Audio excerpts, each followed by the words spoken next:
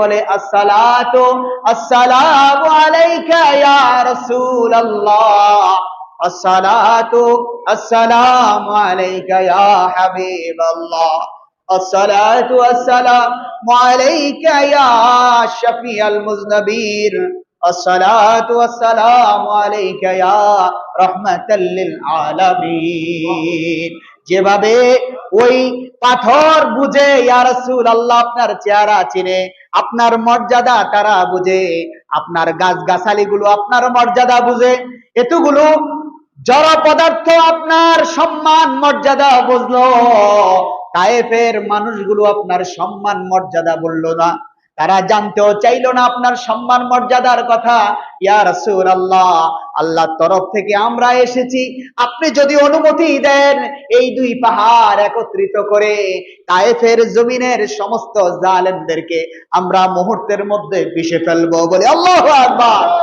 আল্লাহর হাবিব সাল্লাল্লাহু আলাইহি ওয়াসাল্লাম বলেন, ও ফেরেশতা, আল্লাহর কাছে বলো আমি অনুমতি দিয়ে দিলাম, এই জন্য যে আর কোনোদিন যাতে এই কোন নির্দেশনা দ্বিতীয়বার এখানে না আসে।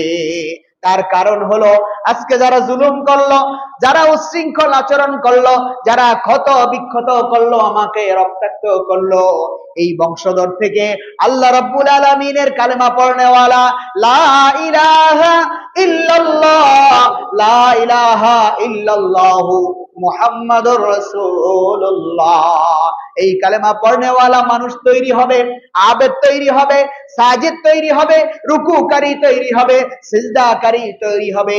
আমরা যদি এখন অনুমতি দেই, গোটা জাতি যদি ধ্বংস হয়ে যায়, তাহলে আমি কার কাছে প্রচার করব লা ইলাহা ইল্লাল্লাহু মুহাম্মাদুর রাসূলুল্লাহ?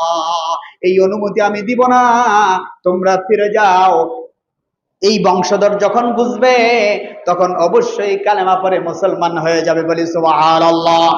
এই জন্য ভাইরা বাবারা, নবীজি রক্তাক্ত হওয়ার পর দূর থেকে দুষ্ট শ্রেণীর কয়েকজন লোক, উতবা, সাইবা, রাবিয়া, ইসলামের ইতিহাসে তাদের নামগুলো লিপিবদ্ধ আছে, উতবা, সাইবা, রাবিয়া, এই রাবিয়া সহ তিনজন বলল লোকটা তো অসুস্থ হয়ে যাবে, এখানে হয়তো পড়ে মারাও যেতে পারে।